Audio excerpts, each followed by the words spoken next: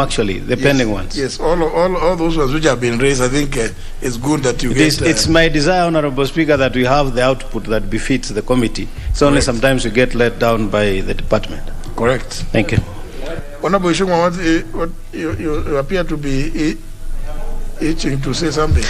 Yes, Honorable Speaker. Thank you for indulgence. And today you unusually came after 4. Yes, Honorable Speaker. Unfortunately, I had a sitting with my border chairman and their secretaries in the constituency. That's why I'm late, and I profusely apologize.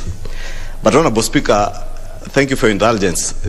Sitting here and listening to all the issues that have been raised, Honorable Speaker, you must agree with me that there seems to be a problem.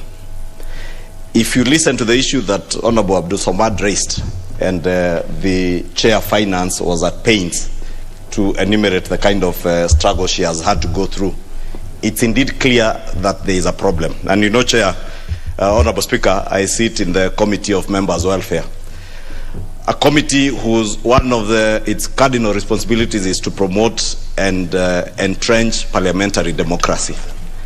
And I see a danger, Honorable Speaker, in our parliamentary democracy being in grave danger from the executive, Honorable Speaker. If you listen to the issues that Honorable Abdul Samad raised, indeed, I remember speaking to that issue when he raised it on the floor, and it is a matter that affects the people that we represent in this House, Honorable Speaker.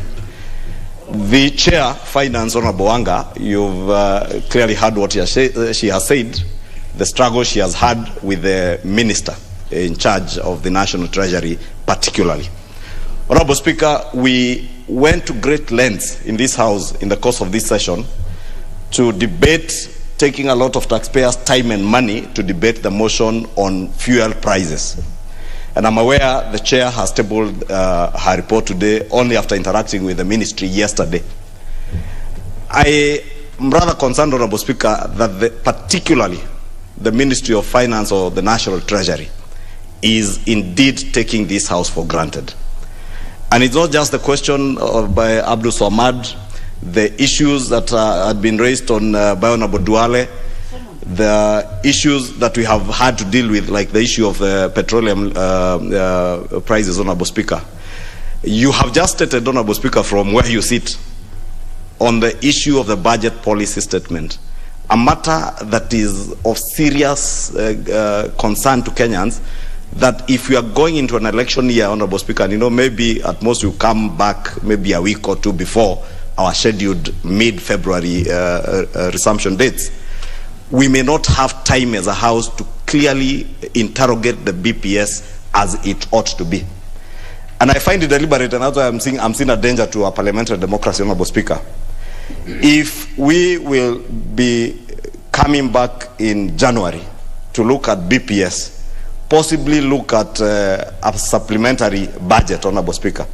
And I'm aware from other quarters, Honorable Speaker, that there are indications that they may even want to recall us from the recess to come and probably look at some of these issues like a supplementary budget. And it is within their right, Honorable Speaker. But we must be firm as a House that if that CS is to table a supplementary budget before this House should be firm not to consider such a supplementary budget until some of the issues that we have addressed in this House, like the issue Abdul Samad is raising that touches on the people that we represent, Honorable Speaker. People out here are suffering, being forced to get goods. You can imagine you operate from Mariakani or Changamwe, and you are forced to come for your goods from Nairobi and transport them back by road to Mombasa. And those are some of the issues the member for Mvita had raised. The issue on petroleum, Honorable Speaker, is a matter that this House took its time because it affected not just the livelihoods, but even the cost of living of the people that have sent us here. We are going into an election next year, Honorable Speaker. If the people see us not representing them and acting in their interest, Honorable Speaker, they will punish us next year. And before they punish us, then I want to implore on the House, Honorable Speaker, that indeed we punish this particular cabinet secretary to stop taking the House for granted. And I dare say, Honorable Speaker, I want to encourage the House, if there is a supplementary budget that is being brought in the course of the recess, Honorable Speaker, If the issues that have been raised by members here, the issue by Abdul Samad, the issue by Honorable Duale, the issue of the petroleum business that we are to do, and I'm happy that we have had procedural motions that allow us to consider some of these things and go to committee in the course of the recess, Honorable Speaker. But if there is priority business, I was reading the order paper in this morning, I was asking myself, if there is priority business that this House should have prioritized, was that bill on fuel prices by the committee led by Honorable Gladys Wanga. But if you have a cabinet secretary and a national treasury that is taking the House for granted, Honorable Speaker, we must have recourse. Otherwise, if the chair sits here and laments, the speaker is lamenting that the BPS was only brought the other day. I mean, what are the Kenyan people bound to do?